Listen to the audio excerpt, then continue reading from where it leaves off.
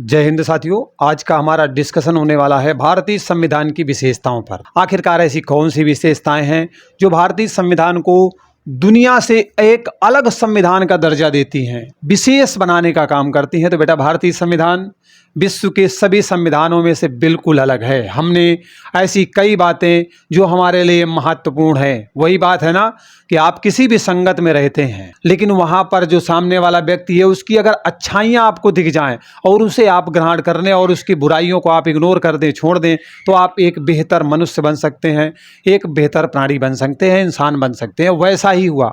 हमारे संविधान निर्माताओं ने क्या किया, दुनिया भर के संविधान को खंगाल डाला और जो अच्छी अच्छी बातें थी ना उनको निकाला और अपने संविधान में इंक्लूड कर दिया। ठीक, कॉपी पेस्ट कर दिया, लेकिन बहुत सारी चीज़ों को सुधारते हुए सेम नहीं किया। ठीक, चलो, सन 1949 में जो हमारा संविधान अपनाया गया था उसमें बहुत सारे परिवर्तन करने पड़ते हैं, क्योंकि समय की मांग है। भैया देखो, परिवर्तन समय की मांग है। जो समय के हिसाब से बदल जाएगा वो संभल जाएगा, और जो बदला नहीं वो संभलेगा नहीं। समझ रहे हो? तो अगर आप पढ़ने में लापरवाही कर रहे हो तो भैया सुधर जाओ, क्योंकि दिन पर दिन कंपटीशन तो बढ़ता हुआ जा रहा है। ठीक है, मतलब बढ़ रहा है। विशेष रूप से 7वां संविधान संशोधन होता है, 42वां संवैधानिक संशोधन होता है, 44वां भी होता है, 73 वाला भी होता है, 74 वाला भी होता है। संविधान को बेहतर बनाने के लिए आपके संविधान संशोधन किए जाते हैं। बहुत सारे परिवर्तन होते हैं, लेकिन सबसे महत्वपूर्ण है 42वां संविधान संशोधन। ठीक है बेटा, आपका जो 42 नंबर वाला संविधान संशोधन होता है,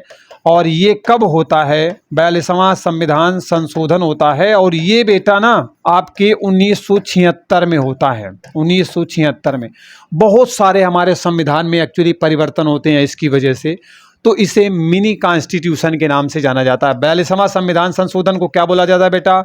मिनी कॉन्स्टिट्यूशन बोला जाता है। ठीक है, मिनी कॉन्स्टिट्यूशन आप अपनी भाषा में लिख लीजिएगा। ठीक है, मिनी कॉन्स्टिट्यूशन बोला जाता है, या शुद्ध भाषा में मैं अगर हिंदी में बात करूं तो इसे जो है लघु संविधान के नाम से जाना जाता है। ठीक, इतनी बातें क्लियर हो गई। 42 नंबर वाला 1976 में एक्चुअली हुआ था। ठीक है, और बहुत सारी बातें क्या क्या ऐड की गई हैं आज की विशेषताओं से संबंधित, वो अभी अब सबको आपको जानने को मिलेगा। लेकिन बेटा, आज का जो हमारा मुद्दा है ना वो भारतीय संविधान की विशेषताओं पर है। तो चलिए कुछ विशेषताओं को पहले तो मौखिक समझते हैं, उसके बाद हम व्याख्या करते हुए देखेंगे, विस्तार से देखेंगे एक्चुअली, क्योंकि प्रश्न अंदर से भी आएगा। ऐसा नहीं है कि ऊपर से आकर के निकल जाएंगे आप। बहुत गहराइयां हैं। कारण है परीक्षाओं में कंपटीशन लेवल इतना बढ़ता जा रहा है कि उसकी वजह से गहराइयां होना तो स्वाभाविक है, तभी तो अच्छे अच्छे प्रश्न निकल करके आएंगे। ठीक है, तो बेटा, भारतीय संविधान में बहुत सारी विशेषताएं हैं, जैसे कि सबसे लंबा लिखित संविधान का होना। बहुत सारी बातें हमने विभिन्न देशों के संविधान से ग्रहण की हुई है। भारत का जो संविधान है उसमें कठोरता भी है और लचीलापन है, अर्थात दोनों का समन्वय देखने को मिलता है। सरकार का हमने संसदीय रूप अपनाया हुआ है। मौलिक अधिकारों की भी हम बात करते हैं। स्वतंत्र न्यायपालिका भी हमारे संविधान में है। राज्य के नीति निर्देशक सिद्धांत भी हैं। मौलिक कर्तव्यों के भी हमने शामिल किया है। एक धर्मनिरपेक्ष राज्य की भी हम बात करते हैं। वयस्क मताधिकार की भी हम बात करते हैं। एकल नागरिकता को भी हम प्रोत्साहित करते हैं। अगर आपातकाल की सिचुएशन आती है तो उसका भी प्रावधान हमने कर रखा है अपने संविधान में। मतलब हर तरीके से हमने अपने लोगों को सुरक्षा देने का काम किया है। त्रिस्तरीय सरकार की भी हम बात करते हैं। तो बहुत सारी विशेषताएं हैं। तो अब एक्चुअली डिस्कशन तो हमारा विशेषताओं पर ही है, तो अब हम एक एक करके विस्तार से डिस्कशन करते हैं। तो यहाँ तक बच्चों आपको समझ में आ गया होगा। अगर आ गया है तो चैनल को सब्सक्राइब, बेल आइकन प्रेस, और मोटिवेशन बढ़ाने के लिए लाइक जरूर कर दीजिएगा। ठीक है, आशा करता हूं और आप लोग सपोर्ट कर रहे हैं, मेरे साथ जुड़ रहे हैं, इसके लिए दिल की गहराइयों से आप सभी का बहुत बहुत धन्यवाद। ठीक है, चलिए तो अब हम सीधे सीधे बढ़ते हैं सबसे पहले नंबर के पॉइंट पर, और सबसे पहला पॉइंट है आपका सबसे लंबा लिखित संविधान। ठीक है, सबसे लंबा लिखित संविधान, जो कि अभी मैंने विशेषताओं में मौखिक बताया था, अब मैं डिटेल करूंगा। बच्चों, भारत का संविधान विश्व का सबसे लंबा लिखित संविधान है। यहाँ पे ऑलरेडी लिखा हुआ है सबसे लंबा, तो कहाँ का सबसे लंबा है? विश्व का। ठीक है, विश्व का सबसे लंबा लिखित संविधान हमारे भारत देश का है। लिखित में अगर हम बात करें, क्या संविधान का विभाजन किया गया है? हाँ, मतलब संविधान को वैसे दो भागों में बांटा गया है। मैं अपने आगे संविधान की बात नहीं कर रहा हूं, वैसे जो वैश्विक स्तर पर संविधान है किसी भी देश का हो, तो दो टाइप संविधान के देखने को मिलते हैं। ठीक है, दो वर्ग मिलते हैं। पहला होता है लिखित संविधान, ठीक है। तो अब यहाँ पर हम अगर बात कर लें बेटा संविधान की, एक्चुअली हाँ ठीक है, यहाँ पर तो काम अपना बन जाएगा। एक्चुअली मैं इतने को फोकस कर रहा हूँ, संविधान को, ठीक है। तो बेटा संविधान को एक्चुअली क्या है, दो कैटेगरी में बांट करके देखा जाता है। एक बेटा आपका लिखित संविधान होता है, ठीक है, कैसा होता है, एक आपका लिखित संविधान होता है, ठीक है, लिखित संविधान होता है, और दूसरा वाला होता है अलिखित संविधान, ठीक है। अलिखित संविधान दूसरे नंबर वाला होता है। तो भारत वाला कहाँ का है, तो भारत वाला इसमें आता है, ठीक है। भारत का संविधान लिखित में आता है, और जो अमेरिका का संविधान है वो भी इसी में आता है, आपके लिखित में आता है। लेकिन अलिखित के अंतर्गत देखोगे तो आपको बेटा ब्रिटेन का संविधान देखने को मिलेगा। ब्रिटेन है, ब्रिटेन है, और इजराइल, जानते हो ना, इजराइल देश का जो संविधान है ना, वो बेटा आपके अलिखित संविधान के कैटेगरी में आता है। हमारा वाला किस में आता है, तो लिखित में आता है, और यहाँ पर ऑलरेडी देख रहे हो लिखित लगा भी है इसके पहले। तो जो संविधान है ना, उसकी एक्चुअली दो कैटेगरी होती है, एक तो लिखित में रहता है और दूसरा आपका जो है अलिखित में होता है, ठीक है। तो भारत वाला एक्चुअली किस में है, तो लिखित में है, ठीक है। मतलब अमेरिका के अंतर्गत आता है, अमेरिका का लिखित है, हमारा भी लिखित है। भारत का संविधान किस में आता है, तो जाहिर सी बात है लिखित में आता है, ठीक है। ओके, चलिए यहाँ तक बातें भाई स्पष्ट हो गई। प्यारे बच्चों, हमारा मूल संविधान जब तैयार हुआ था तो उसमें एक प्रस्तावना थी। तो चलिए मैं अब आगे बढ़ता हूँ, इसे थोड़ा सा मैं इरेज करूँ, और उसके बाद तो अब हम बढ़ते हैं आगे मूल संविधान पर, ठीक है। कहाँ पर, मूल संविधान। तो जब बेटा हमारा मूल संविधान बन करके तैयार हुआ था तो उसमें एक्चुअली क्या था, एक प्रस्तावना थी, ठीक है। क्या थी बेटा, एक प्रस्तावना थी। अभी सब बताऊंगा ये प्रस्तावना कहाँ से आई है। इसके बाद 395 अनुच्छेद थे, ठीक है, 22 भाग थे, 8 अनुसूचियां थी, ठीक है, 8 अनुसूची थी। मतलब ये दशा थी हमारे संविधान की। जब हमारा मूल संविधान बनकर के तैयार हुआ था तो उसमें आपको एक प्रस्तावना, 395 अनुच्छेद, 22 भाग देखने को मिलेंगे और 8 अनुसूचियां देखने को मिलेंगी, ठीक है। लेकिन अगर वर्तमान में बात करें, ठीक है, वर्तमान में, तो वर्तमान में आपको, वर्तमान में बात करते हैं, ठीक है, वर्तमान में, तो वर्तमान में बेटा आपको 465 प्लस अनुच्छेद मिलेंगे। क्या मिलेंगे, 465 से अधिक अनुच्छेद मिलेंगे। हालांकि 465 आपके 2013 के आंकड़ों के अनुसार है, ठीक है। 465 प्लस अनुच्छेद वर्तमान में देखने को मिलेंगे, एक बात आप समझ लीजिए। दूसरी बात है कि भाग कितने हो चुके हैं, तो अब तक 25 भाग आपको देखने को मिलेंगे, ठीक है। और जो अनुसूचियां हैं वो आपको 12 देखने को मिलेंगी, ठीक है, 12 अनुसूची देखने को मिलेंगी हमारे संविधान में, ठीक है। ये बात क्लियर हो गई। अगर हम वैश्विक स्तर पर बात करें तो विश्व के किसी भी देश के संविधान में इतने सारे अनुच्छेद अनुसूचियां है ही नहीं। अगर आप विश्व में जाना चाहें, विश्व में, तो विश्व में कोई भी ऐसा देश नहीं है जिसके पास भारत जितना बड़ा संविधान हो, मतलब इतने सारे उनके संविधान में अनुच्छेद हो, इतनी सारी अनुसूचियां हो, कोई देश दुनिया में नहीं है। पास तक भी टिकता नहीं है, बस ये समझ लो। समझ रहे हो ना, अभी मैं बताऊंगा आपको सारी बातें, चिंता ना करो। अगर हम कुछ देशों के संविधान की बात करें तो जैसे कि आप अमेरिका में जाओगे, सबसे पहले तो आप वहीं भाग के खड़े होते हो, अमेरिका में चले जाओगे तो अमेरिका में बेटा आपको 7 अनुच्छेद मिलेंगे। कितने मिलेंगे, 7। हमारे एक भाग में जाने कितने कितने हैं, उनके केवल 7 हैं, ठीक है। कनाडा के संविधान में जाओगे तो आपको 147 अनुच्छेद मिलेंगे। चलो मैं लिख ही देता हूं यार, क्योंकि तुम लिखने के बड़े दीवाने हो। अगर आप अमेरिका की बात करेंगे, ठीक है, अमेरिका की, तो अमेरिका के संविधान में आपको बेटा 7 अनुच्छेद देखने को मिलेंगे। अगर मन में प्रश्न है कि और कोई देश है क्या, हाँ, तो बेटा कनाडा की बात करोगे ना, इसके बगल में ही है, तो कनाडा की बात करोगे तो कनाडा में आपको 147 अनुच्छेद मिलेंगे। चलो काफ़ी कुछ इन्होंने अनुच्छेद बना रखे हैं। दक्षिण अमेरिका में आपको 253 मिलेंगे, ठीक ठाक है यहाँ पर। दक्षिण अफ्रीका, ठीक है, दक्षिण अफ्रीका में आपको 253 अनुच्छेद देखने को मिलेंगे, ठीक है, 253 अनुच्छेद देखने को मिलेंगे आपके दक्षिण अफ्रीका के संविधान में। हाँ, अगर हमारा पड़ोसी देश, मतलब कुछ ही दूर है, समुद्र में है, ऑस्ट्रेलिया की बात करोगे तो 128 अनुच्छेद आपको ऑस्ट्रेलिया के संविधान में देखने को मिलेंगे, ठीक है। ऑस्ट्रेलिया के संविधान में आपको बेटा 128 अनुच्छेद देखने को मिलेंगे। ये बातें यहाँ पर क्लियर हो गई।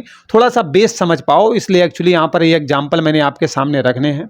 अब आपके मन में एक प्रश्न होगा कि आखिरकार भारत का संविधान इतना बड़ा क्यों बनाया गया? भाई क्या जरूरत पड़ गई, इतना बड़ा सा बना के रख दिया कि अगर हमें जरूरत पड़े सीखने की, पढ़ने की, तो बस पढ़ते पढ़ते हमारी उम्र निकल ही जाती है ना। तो इसके पीछे कारण क्या है? तो चलिए मैं आपको यहाँ पर कारण से भी अवगत करा देता हूँ। एक्चुअली क्या कारण रहे हैं कि इतना बड़ा संविधान हमें बनाना पड़ा। सबसे पहला कारण था भारत की भौगोलिक विस्तार और उसकी विविधता का होना। ठीक है, तो अब मन में प्रश्न होगा कि आखिरकार इतना बड़ा संविधान बनाया गया तो इसके कारण क्या रहे हैं? कारण पर भी बात कर लेते हैं। तो बेटा कारण एक तो यही रहा है कि भारत की भौगोलिक स्थिति, भारत की भौगोलिक स्थिति, ठीक है, भारत की भौगोलिक स्थिति ऐसी है और जो विविधता है, विविधता, ठीक है, इसकी वजह से इतना सारा लंबा संविधान हमारा एक्चुअली तैयार हो गया है। दूसरे अगर कारण की बात करोगे तो राज्यों के लिए एकल संविधान बनाया गया है, तो भाई जायज़ सी बात है। दूसरा पॉइंट क्या है? राज्यों के लिए एकल संविधान, ठीक है, राज्यों के लिए एकल संविधान, एकल संविधान, इस वजह से भी हमारा संविधान बेटा क्या होता है? बहुत बड़ा हो जाता है। ठीक है, अगला पॉइंट देखो, तीसरे नंबर का जो कारण है वो ये कहता है संविधान सभा में कानून विशेषज्ञों का प्रभुत्व था, क्योंकि संविधान सभा ने ही निर्माण करवाया था। ठीक है, तो संविधान सभा में ही हमारे जो है निर्माण किया गया था ना, इसी का काम ही था संविधान सभा का। तो संविधान सभा में एक्चुअली क्या था ना, कानून विशेषज्ञों का प्रभुत्व था, मतलब खूब सारे कानून विशेषज्ञ थे। इस वजह से क्या हुआ, बहुत बड़ा संविधान बन करके तैयार हो गया। उन्होंने बोला भाई इस बात को भी ऐड कर लो, इस बात को भी ऐड कर लो, कब रिक्वायरमेंट ना हो जाए, कब जरूरतमेंट ना हो जाए, कब किसी को पनिशमेंट ना हो जाए, मामला फंस जाएगा, इसलिए सभी समस्याओं का समाधान निकालना पड़ेगा। और जो कानून विशेषज्ञ थे तो विभिन्न मुद्दों पर विचार किया और लगा कि भैया इसे भी ऐड करना चाहिए, तो उसे भी ऐड कर दिया, इस वजह से बड़ा हो गया। और सबसे बड़ी बात है कि जो भारत शासन अधिनियम है ना 1935, उसका प्रभाव बहुत ज़्यादा है। मतलब भारत शासन अधिनियम जो 1935 वाला था ना, उसका भी बहुत जो है प्रभुत्व देखने को मिलता है। अधिनियम 1935 का प्रभाव हमारे संविधान में बेटा ना आधे से ज़्यादा अनुच्छेद तो हमने भारत शासन अधिनियम 1935 से ही लिए हुए हैं। तो जितने हैं उसके आधे से ज़्यादा तो यहीं से लिए हुए हैं। तो आप समझ सकते हो, स्वाभाविक सी बात है भैया, संविधान तो बड़ा हो ही जाएगा। और यही कारण है कि संविधान एक्चुअली में बहुत बड़ा हो जाता है। ठीक है, तो यहाँ तक शायद किसी प्रकार का कोई डाउट नहीं है। मैं बहुत गहराइयों तक लेके चल रहा हूँ, ठीक है, जिससे कि प्रश्न अगर कहीं से भी बनता है ना तो आप बिल्कुल निकलने के लिए तैयार रहें, आप उलझन में ना फंसें। ठीक है, अब हम संविधान के एक्चुअली स्रोत पर बात करते हैं कि बहुत सारी बातों को हमने एक्चुअली लिया कहाँ से है, उसका सोर्स क्या है, उस पर बात कर लेते हैं। बेटा भारत के संविधान ने अपने अधिकतर उपबंध विश्व के कई देशों के संविधान से ग्रहण किए हुए हैं। और हमने सबसे ज़्यादा जो प्रभाव है, मतलब हमारे जो संविधान में सबसे ज़्यादा प्रभाव है वो भारत शासन अधिनियम 1935 का देखने को मिलता है। बिल्कुल कुछ देर पहले मैंने आपको बताया। ठीक है, डॉक्टर भीमराव अंबेडकर के द्वारा यह घोषणा की जाती है कि भारत के संविधान का निर्माण विश्व के विभिन्न संविधानों को छानने के बाद किया है। ऐसा हमारे भीमराव अंबेडकर जी कहते हैं। मतलब आपके जो है BR अंबेडकर जी हैं, वो कहते हैं कि हमने अपने संविधान का जो निर्माण किया है ना, हमने जो अपना संविधान बनाया है वो ऐसा वैसा थोड़ी ना बना दिया है। विश्व के सभी संविधान को हमने लिया है, विश्व के सभी संविधान को हमने यहाँ पर लिया है और क्या किया है, एक ऐसे छलनी बनाई है हमने, समझ रहे हो ना, ऐसे ऐसे, और उसे छाना है हमने। और इसके बाद जो यहाँ रिजल्ट निकल के आया उसको हमने अपने संविधान में शामिल किया है। तो हल्के में नहीं लिया, दुनिया भर के संविधान को हमने लिया, उनकी बातों का अध्ययन किया, छान छान करके अच्छी बातें निकाली है। समझ रहे हो ना, ऐसा हमारे भीमराव अंबेडकर जी का कहना है। ठीक है, भारत के संविधान का जो अधिकांश ढांचा है वो भारत शासन अधिनियम 1935 से लिया गया है। अगर प्रश्न बनता है तो ध्यान रखना, संविधान का जो ढांचा है, जो बेस है, वो आपको जो है भारत शासन अधिनियम 1935 से देखने को मिलेगा। मोस्टली हमने यहाँ से जो है बहुत सारी बातों को लिया हुआ है। ढांचागत रूप में, जो कि हमारा वर्तमान में संविधान है, मैं उसकी बात कर रहा हूँ। ठीक है, अगर हम बात करें संविधान के दार्शनिक भाग की, दार्शनिक भाग के अंतर्गत आपके मौलिक अधिकार आते हैं।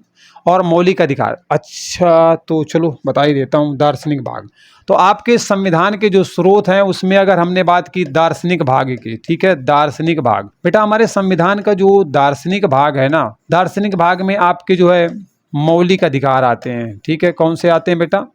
मौलिक अधिकार आते हैं। और मौलिक अधिकार हमने कहाँ से लिया हुआ है? तो हमने अमेरिका के संविधान से लिया हुआ है। ठीक है, कहाँ से लिया बेटा? अमेरिका के संविधान से हमने मौलिक अधिकारों को लेकर के अपने भारतीय संविधान में एक्चुअली शामिल किया हुआ है। ठीक है, क्लियर हो गया। दार्शनिक भाग में आपके मौलिक अधिकार आते हैं और इसमें आपके राज्य के नीति निर्देशक तत्व भी आते हैं। मतलब दार्शनिक भाग में मौलिक अधिकार भी हैं और राज्य के नीति निर्देशक तत्व भी हैं। ठीक है, राज्य के नीति निर्देशक तत्व भी हैं। ठीक है, वो भी इसी में आते हैं। आपके किस में आते हैं? दार्शनिक भाग में आते हैं। अब आप सोचेंगे सर ये राज्य के नीति निर्देशक तत्व हमने एक्चुअली कहाँ से लिए है? तो बेटा आयरलैंड से लिया हुआ है। ठीक है, हमने इन्हें जो है आयरलैंड के संविधान से एक्वायर किया हुआ है, वहां से लिया हुआ है।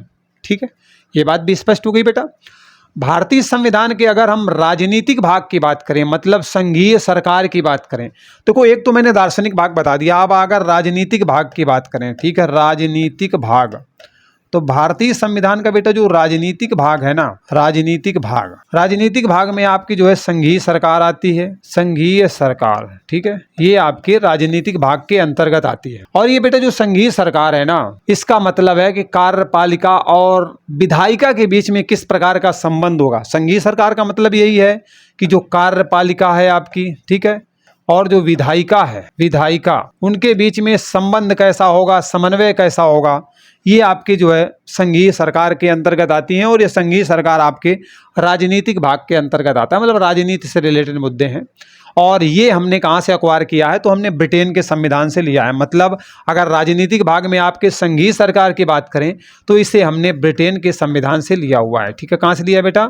ब्रिटेन के संविधान से हमने इसे जो है एक्सेप्ट किया हुआ है, लिया हुआ है। ठीक है, कहाँ से लिया है? ब्रिटेन के संविधान से इसे हमने एक्वायर किया है, अर्थात लिया हुआ है। ठीक है, स्पष्ट बेटा? ओके।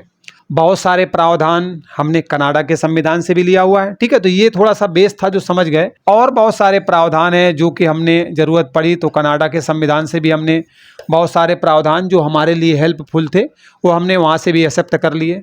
और कुछ ज़रूरत पड़ी तो ऑस्ट्रेलिया के संविधान को भी अध्ययन किया हमने। और बहुत सारी बातें जो हमारे लिए काम की थी वो हमने ऑस्ट्रेलिया के संविधान से भी एक्वायर कर ले लिया। अब और बचा तो जर्मनी भी गए, हमने कहा जरा इनको भी घूम के देख लेते हैं, है ना, इन यूरोपीय देशों पर भी बात कर लेते हैं। तो हमने जर्मनी के संविधान से भी जो है बहुत सारी बातें जो थी उन्हें एक्सेप्ट कर लिया। रूस से भी हमने बहुत कुछ सीखा है, मतलब रूस के संविधान से। लेकिन वर्तमान में रूस से पहले आपका USSR हुआ करता था। ठीक है, लेकिन वर्तमान में रूस है आपका, क्योंकि इसका बिखराव हो जाता है तो रूस है। तो मतलब रूस के संविधान से या USSR के संविधान से हमने क्या क्या लिया हुआ है तो वो हम यहाँ पर जो है बात कर रहे हैं। बहुत सारी बातें यहाँ से भी हमने लिया हुआ है। ठीक है, ओके। और ज़रूरत पड़ी तो आयरलैंड से भी हमने कुछ लिया है, दक्षिण अफ्रीका से भी लिया है, यहाँ तक कि हमने जापान से भी लिया है। ठीक है, जापान के भी संविधान से जो हमें बातें अच्छी लगी हमने वो भी ले लिया। तो बहुत सारे मतलब दूसरे देशों के संविधान का अध्ययन किया। और भीमराव अंबेडकर जी के द्वारा कहा भी गया था कि हमने छान करके ना अच्छी अच्छी बातें निकाली है। मतलब आटा वगैरह छन्नी से छानते हो ना तो कीड़े कीड़े बाहर हो जाते हैं और जो ठीक ठीक चीज़ें होती है वो नीचे आ जाती हैं। तो बस वैसा ही है, ठीक ठीक वाली हमने ले ली है। और जो बेमतलब की थी, फालतू की बातें थी, वो सब हमने एक्चुअली क्या है छोड़ दिया है। ठीक है, तो ये बातें यहाँ पर आपको बेटा क्लियर हो गई। चलिए आगे बढ़ते हैं और बिंदुओं पर जो है जानकारी प्राप्त करते हैं। अब जैसे कि बात करें हमारे संविधान के कि कठोर है कि लचीलापन है, संविधान में एक्चुअली क्या है, कठोरता है या लचक संविधान है। तो एक बात बताओ, अगर कठोर का पता करना है या फिर लचीलापन का पता करना है तो करेंगे क्या इसके लिए? मतलब हमारा संविधान कठोर है या फिर हमारा संविधान लचीलापन है, इनका अगर हमें पता लगाना पड़ जाए तो एक्चुअली हम कैसे पता लगाएंगे? मुख्य बात है भाई, जानना तो जरूरी है। तो बेटा इसका पता करने का बढ़िया तरीका है कि अगर किसी भी संविधान में संशोधन करना कठिन है, अगर कोई संविधान है और उसमें संशोधन करना कठिन है तो बस समझ लेना, मतलब अगर संशोधन कठिन है, कोई गलती हुई है उसको सुधारना है तो संशोधन अगर कठिन है जिस भी संविधान में, तो समझ लेना वो भैया कठोर वाला संविधान है। और इसका एग्जाम्पल अगर जानना चाहो तो आपको अमेरिका का संविधान मिलेगा, ठीक है। उदाहरण में अगर देखना चाहो तो आपको अमेरिका का संविधान इसी के अंतर्गत देखने को मिलेगा, कठोर है। ओके, ये समझ में आ गया। अच्छा, अभी एक बात बताओ, ये लचीला टाइप का जो है संविधान कैसा होता है? तो बेटा जिस भी संविधान में संशोधन करना सरल हो, मतलब संशोधन सरलता से हो जाए, ठीक है। जिस संविधान में संशोधन सरलता से हो जाए, ठीक है, सरलता से हो जाए, वो आपका संविधान कैसा है? वो आपका है लचीलापन वाला संविधान, जिसे कहते हैं नम्य संविधान। क्या बोलते हैं? नम्य भी बोलते हैं। नम्य, नम्य मतलब नरम, मुलायम, लचीलापन वाला। और ये कठोर वाला होता है अनम्य। अनम्य भी मिल सकता है, इसलिए मैंने दोनों चीजें जिक्र कर दी, अनम्य। नम्य और अनम्य। नम्य का मतलब होता है मुलायम, लचीलापन वाला, और अनम्य का मतलब होता है कठोर। दोनों भाषाएं मिल सकती हैं, ध्यान रखिएगा, ठीक है। तो कठोर कौन सा है? जिनमें बेटा संविधान संशोधन करना कठिन है। सरल कौन सा है? जिनमें आसानी के साथ संविधान संशोधन हो जाए। तो अब आपके दिमाग में प्रश्न आ गया होगा कि भारत की क्या स्थिति है सर जी यहाँ पर? तो बेटा भारत का संविधान दोनों का समन्वय है, कहीं पर कठोर है कुछ बातों को लेकर, तो कुछ बातों को लेकर के लचीलापन भी है। तो यहाँ पर दोनों का क्या है? मिक्सअप है। क्या? भारत का संविधान, ठीक है, भारत का संविधान मिक्सअप है, अर्थात लचीलापन भी है और कठोरता भी है। बहुत सारे मुद्दों पर बहुत कठोर है, स्ट्रिक्ट है, और बहुत सारे मुद्दों पर लचीलापन है, और थोड़ा सा है ना कठोर है, थोड़ा सा नरम है। ये समझ सकते हो आप, मतलब दोनों का समन्वय है, पर वो स्थितियों पर डिपेंड करता है, ठीक है। तो ये तो तीसरे पॉइंट की बात हो गई। तीसरा पॉइंट है या जो भी है ना, आप ऊपर से देख रहे होंगे एक्चुअली कौन से नंबर का पॉइंट है, मुझे एग्जैक्टली याद नहीं है, पर मेन चीज़ है कि मुझे जो बताना है बस वो मुझे याद है, ठीक है, जो मुझे समझाना है। संसदीय शासन प्रणाली की बात करते हैं तो तुरंत आपके दिमाग में क्लिक कर गया होगा कि संसदीय शासन प्रणाली हमने कहाँ से ले रखी है। अभी बार बार मैंने आपको बताया हुआ है, अब आप कमेंट करके एक्चुअली आप बताओगे कि एक्चुअली मेरे से कम्युनिकेशन में आप बराबर जुड़े हुए नहीं, तभी तो मुझे पता चलेगा ना, तो आप कमेंट करके बताओगे। भारत का संविधान भारत के लिए संसदीय प्रणाली वाली सरकार की व्यवस्था करता है, ठीक है। हालांकि भारत एक गणराज्य है और इसका अध्यक्ष जो है वो राष्ट्रपति होता है। मतलब अगर भारत की हम बात करेंगे ना, तो भारत एक गणराज्य है, ठीक है, भारत एक क्या है? गणराज्य है। और इसका जो अध्यक्ष है, भारत का जो अध्यक्ष है वो बेटा कौन होता है? राष्ट्रपति होता है। राष्ट्रपति पर मैंने डेडिकेटेड वीडियो बनाया है, संपूर्ण जानकारी दी है कि किस तरीके से अध्यक्ष है, कौन कार्यपालिका का है, कौन नाम मात्र का है, कौन वास्तव में वास्तविक जो है कार्यपालिका का अध्यक्ष है, सभी मुद्दों पर बात की है। तो अगर अध्यक्ष की बात करें और देश के प्रथम नागरिक की बात करें, ठीक है, अध्यक्ष कहो या देश का प्रथम नागरिक कहो, इसका आंसर आपका जो है राष्ट्रपति आने वाला है, मतलब भारत का राष्ट्रपति, ठीक है। तो ये बातें भी बेटा यहाँ पर क्लियर हो गई। ओके, चलिए। किंतु यह भी बताया जाता है कि अमेरिका का राष्ट्रपति पावरफुल है। अमेरिका के राष्ट्रपति के पास बहुत सारी शक्तियां हैं, लेकिन भारत के राष्ट्रपति के पास जो है ना नाम मात्र की शक्ति है। अगर तुलनात्मक अध्ययन किया जाए तो ये बेटा आपके भारत के राष्ट्रपति हैं, ठीक है, ये एक्चुअली इंडिया के प्रेसिडेंट हैं। लेकिन अगर हम अमेरिका की बात करें, ठीक है, अमेरिका की बात करें तो अमेरिका का बेटा जो प्रेसिडेंट होता है ना, अमेरिका का जो प्रेसिडेंट होता है उसके पास जो पावर होती है ना, पावर जो ताकत होती है, शक्ति होती है, उतनी भारत के राष्ट्रपति के पास नहीं है। इसके पास एक्चुअल में पावर होती है, लेकिन यहाँ पर क्या है ना, नाम मात्र की शक्ति होती है राष्ट्रपति के पास।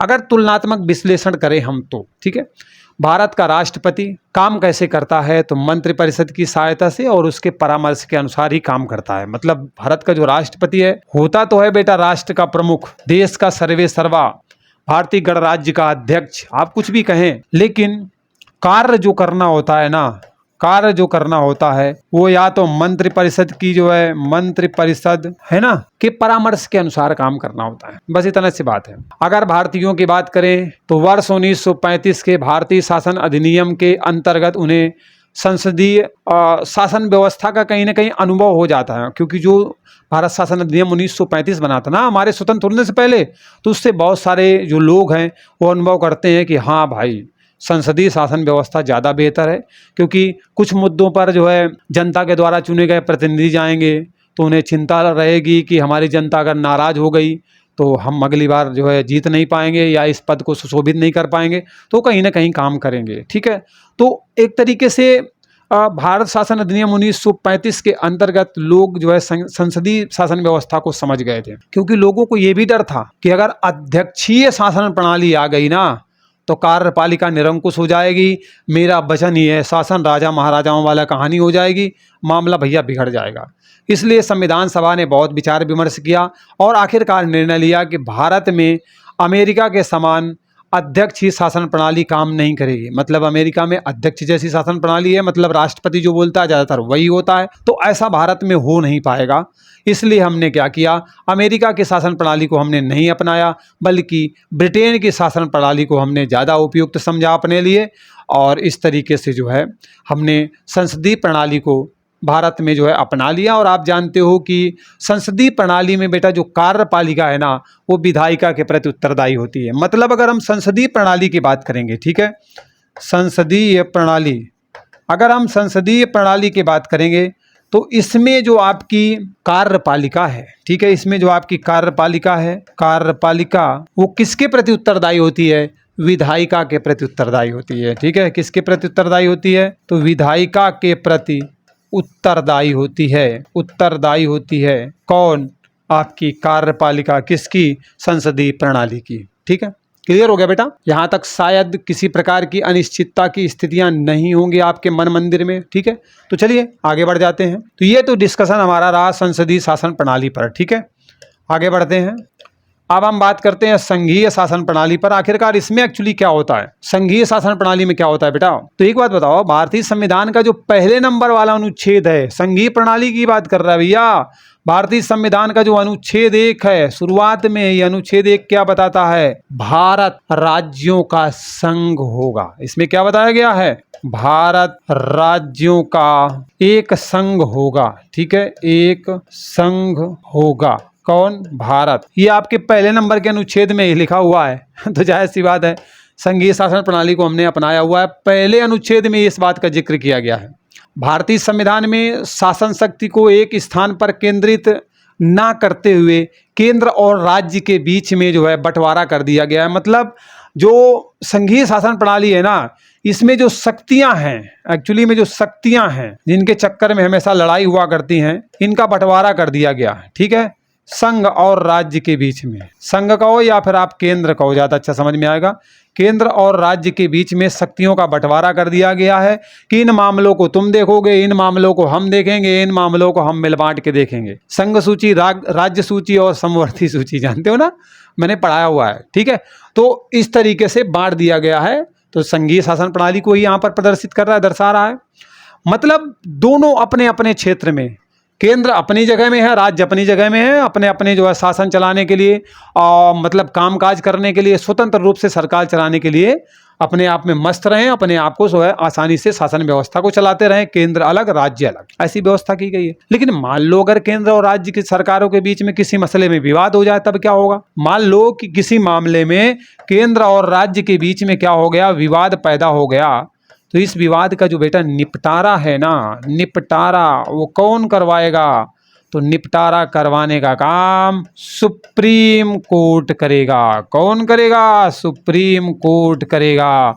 मतलब सर्वोच्च न्यायालय करेगा। सर्वोच्च कहो या उच्चतम कहो, ठीक है, सर्वोच्च कहो, उच्चतम कहो, सुप्रीम कहो, जो भी कहो, इस न्यायालय के द्वारा जो केंद्र और राज्य के बीच में विवाद का मसला खड़ा हुआ है उसका निपटारा करने का काम किया जाएगा। ठीक है बेटा, भारतीय संविधान का जो स्वरूप है ना वो संघात्मक है। कहने का मतलब है केंद्र सरकार को ज्यादा शक्ति दी गई है, बंटवारा हो गया है शक्तियों का केंद्र और राज्य के बीच में, जो लेकिन जो ज्यादा शक्ति है ना, अधिक शक्ति है, अधिक शक्तियां जो दी गई है ना वो बेटा केंद्र सरकार को दी गई हैं। ठीक, तो संघीय शासन प्रणाली आपको समझ में आ गई। ओके, अच्छा एक बात बताओ, मैं आपको यहाँ पर एकात्मक संविधान के बारे में नहीं बताया शायद ना, चलो बता देता हूँ। एकात्मक संविधान में क्या होता है, सारी की सारी शक्तियां केंद्र सरकार के पास होती हैं। तो सारी शक्तियां तो हमारे केंद्र सरकार के पास में है नहीं, इसलिए भारत में अगर हम बात करेंगे ना कि एकात्मक श्रेणी का संविधान है या एकात्मक श्रेणी का जो संघीय शासन प्रणाली है, तो वो नहीं है। एकात्मक में क्या होता है, सारी की सारी सत्ता ना केंद्र सरकार के पास होती है, राज्य के पास कुछ होता नहीं है। तो ऐसा नहीं है भारत में, ठीक है। भारतीय संविधान में बच्चों, तो भारतीय संविधान ना तो संघात्मक है और ना ही पूर्ण रूपेण एकात्मक श्रेणी में रखा गया है, दोनों का मिक्सअप है, जैसा कि अभी मैंने आपको अवगत करवा दिया, ठीक है। चलिए अगले पॉइंट पर चलते हैं। तो इसके बारे में इतनी सारी जानकारियां सफिशिएंट है, मतलब पेपर में अगर प्रश्न आएगा तो आप जो है सारे के सारे काम करके आ जाओगे। अच्छा हाँ ठीक है। यहाँ पर बेटा धर्मनिरपेक्षता की बात की गई है, धर्मनिरपेक्ष राज्य की बात की गई है। धर्मनिरपेक्ष मतलब किसी भी धर्म को नहीं मानना। धर्मनिरपेक्ष राज्य का मतलब है किसी भी धर्म को राजधर्म नहीं माना जाएगा। धर्मनिरपेक्ष राज्य का मतलब क्या है, किसी धर्म को राजधर्म नहीं मानेंगे, किसी धर्म को राजधर्म नहीं मान सकते। अगर छोटी भाषा में कहूं तो धर्मनिरपेक्ष का मतलब है राजधर्म कोई होगा ही नहीं, ठीक है। राजधर्म ना मतलब राज्य का कोई धर्म नहीं होगा, कोई देश का एक धर्म नहीं होगा, और ना ही उसे कोई संरक्षण दिया जाएगा, मतलब ना कोई राजधर्म होगा और ना उस जो है राजधर्म का क्या किया जाएगा, संरक्षण किया जाएगा। ये धर्मनिरपेक्षता की पहचान है। मेरे कहने का तात्पर्य है बच्चों कि जाति और संप्रदाय के आधार पर किसी व्यक्ति से कोई भेदभाव नहीं किया जाएगा। इसका मतलब निकलता है कि कोई व्यक्ति है तो उससे जो है जाति के मसले को लेकर के या फिर संप्रदाय को लेकर के जो सरकार है वो कोई भेदभाव नहीं करेगी। कहने का मतलब एक्चुअली धर्मनिरपेक्ष राज्य का मतलब ये है। 42वां संविधान संशोधन, शुरुआत में ही मैंने बताया था मिनी कॉन्स्टिट्यूशन, लघु संविधान। तो बेटा 42वां संविधान संशोधन 1900 कब होता है, 42वां संविधान संशोधन होता है, 42वां संविधान संशोधन ये आपका होता है 1976 में, जिसे मिनी कॉन्स्टिट्यूशन लघु संविधान कहा जाता है। इसमें एक्चुअली क्या होता है ना, प्रस्तावना में धर्मनिरपेक्ष शब्द को जोड़ा जाता है, ठीक है। प्रस्तावना में धर्मनिरपेक्ष शब्द को जोड़ा जाता है, और यहाँ पर जो मैं धर्मनिरपेक्षता की बात कर रहा हूँ ये एक्चुअली आपके प्रस्तावना में जोड़ा गया था, ठीक है। कहाँ पर, प्रस्तावना में। अभी हम जब आगे आने वाले वीडियो में जब प्रस्तावना पर डिस्कशन करेंगे डिटेल में, तो वहाँ पर मैं आपको सारी प्रस्तावना भी बताऊंगा ना कि किस तरीके से हम भारत के लोग डैट डैट डैट डैश अंगीकृत है ना, अधिनियमित, आत्मार्पित करते हैं, यहाँ तक सब कुछ बताऊंगा, कुछ नहीं बचने वाला भाई, मैं सारी बातें बताऊंगा, ठीक। तो प्रस्तावना में आपके धर्मनिरपेक्ष शब्द को एक्चुअली जोड़ा गया था 42वें संविधान संशोधन के माध्यम से, ठीक। हाँ, तो इसका मतलब क्या था, इसे जोड़ने का मतलब एक्चुअली ये था कि यहाँ पर जो है धर्मनिरपेक्षता की स्थिति को स्पष्ट करने का प्रयास किया गया था, स्पष्ट करने की, क्या होगा भाई, स्पष्ट करने की कोशिश की गई थी आपके, ठीक है बेटा। चलो बहुत बढ़िया। धर्मनिरपेक्ष राज्य का मतलब यह भी होता है कि राज्य की दृष्टि में सभी धर्म समान हैं। राज्य सभी धर्म का जो अनुसरण करने वाले लोग हैं उन पर किसी प्रकार का भेदभाव या आरोप या फिर एक तरीके से लगाम लगाने का काम नहीं करेगा, ठीक है।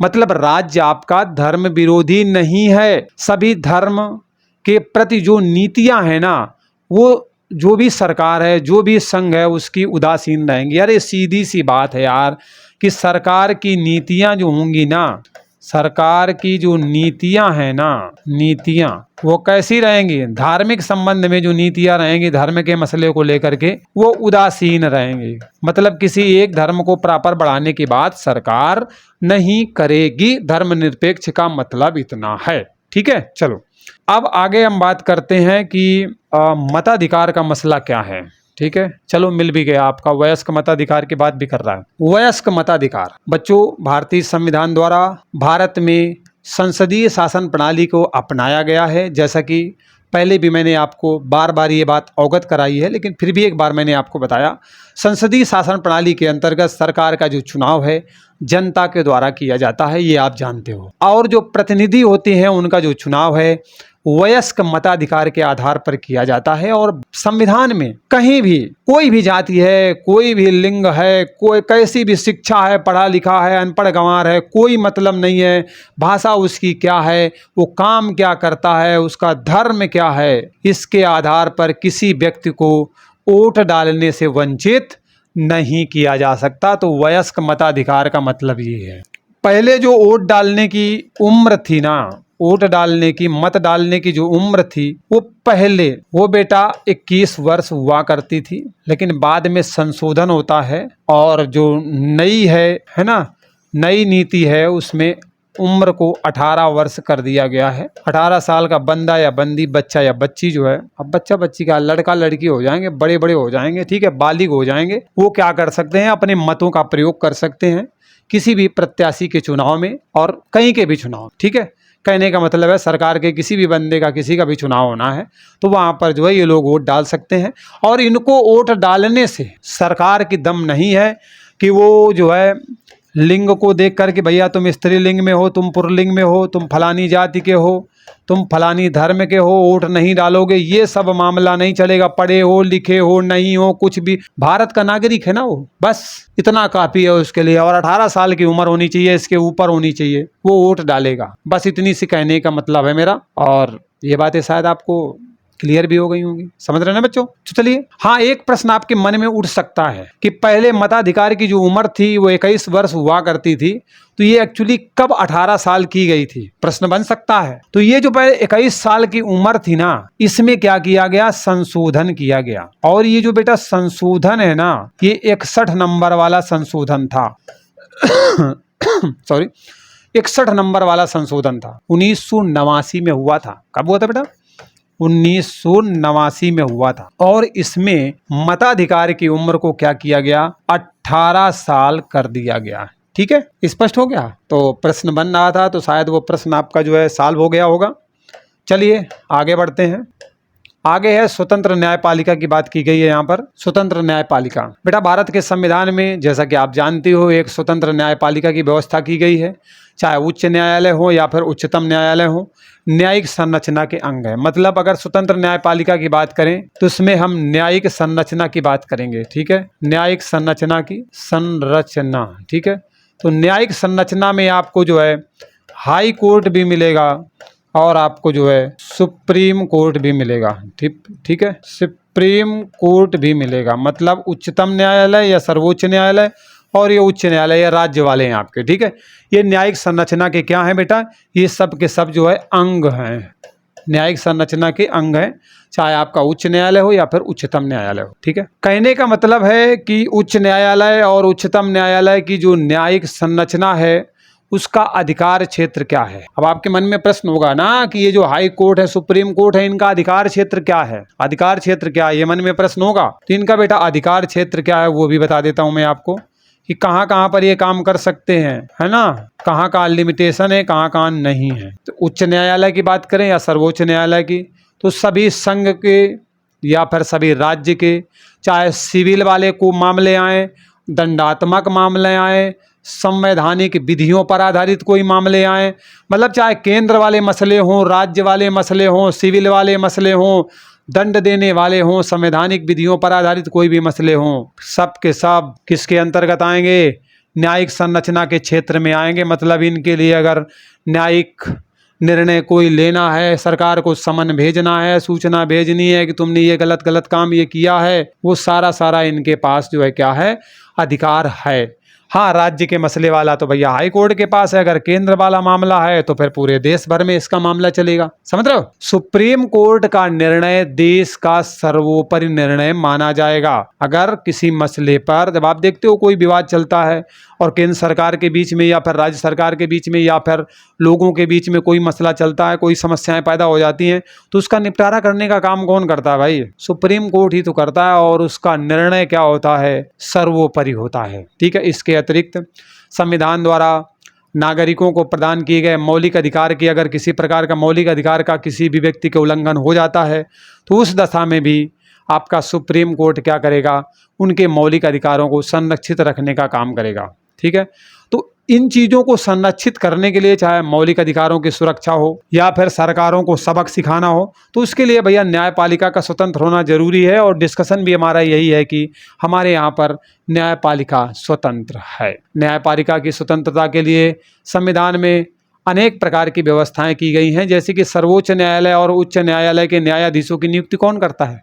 राष्ट्रपति से करवाया जाता है। ठीक है, मतलब अगर आपके मन में प्रश्न है कि हाई कोर्ट हो या फिर आपका सुप्रीम कोर्ट हो, इसके अगर मुख्य न्यायाधीश की बात करें, ठीक है, मुख्य न्यायाधीश की बात करें, हाँ मुख्य न्यायाधीश की बात करें, तो इनको जो है इनका चुनाव करने का काम कौन करता है? चुनाव राष्ट्रपति करते हैं। कौन करते हैं बेटा?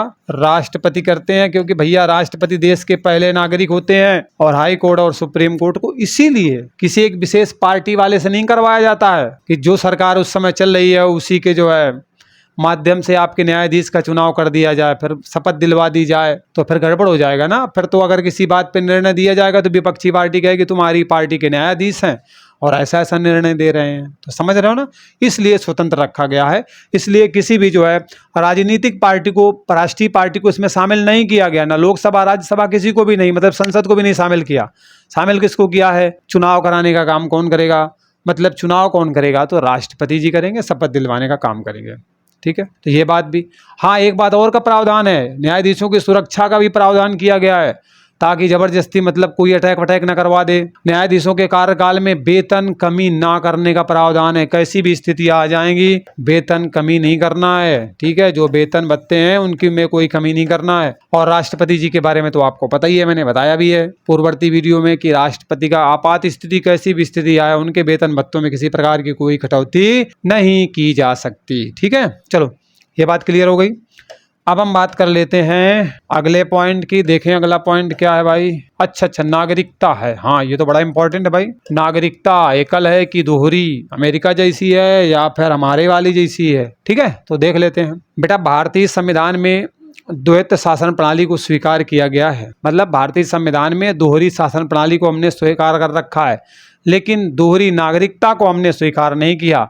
मतलब अगर संविधान में बात करोगे तो दोहरी शासन प्रणाली को हमने स्वीकार किया हुआ है। ठीक है, शासन प्रणाली को हमने क्या किया है? स्वीकार किया है। लेकिन बात अगर आएगी दोहरी नागरिकता की, तो इसे हम स्वीकार नहीं करेंगे। अगर तुम दोहरी की जगह में एकल कर दोगे तो हम इसे क्या करेंगे? स्वीकार कर लेंगे। मतलब हमारे संविधान में दोहरी शासन प्रणाली तो हमने अपना रखी है, लेकिन दोहरी नागरिकता हमने नहीं अपनाई है कि केंद्र की नागरिकता अलग, राज्य की नागरिकता अलग। और सही भी किया है। संयुक्त राज्य अमेरिका में यही समस्या है, वहां पर दोहरी नागरिकता का मामला चलता है।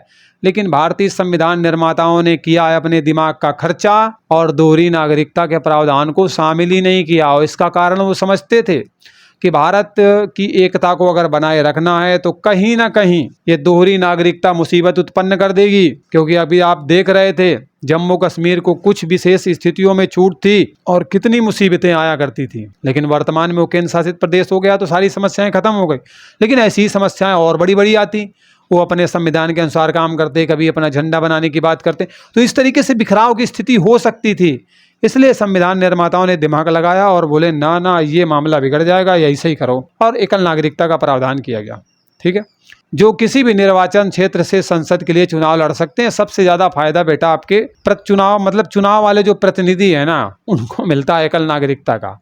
एकल नागरिकता का प्रावधान ये है कि आप कहीं से भी जाकर के चुनाव लड़ सकते हो, ये फायदा मिलता है। किसी भी निर्वाचन क्षेत्र से जाके लड़ लो। लेकिन अगर लिमिटेशन बन जाएंगी तो समस्याएं आ जाएंगी। तो एक तो ये फायदा है, और वैसे भी देश के बिखराव की स्थिति ना आने पाए, दूसरा फायदा ये भी है। ठीक है, चलो ये बात समझ में आ गई, बस इतना ही है इसमें।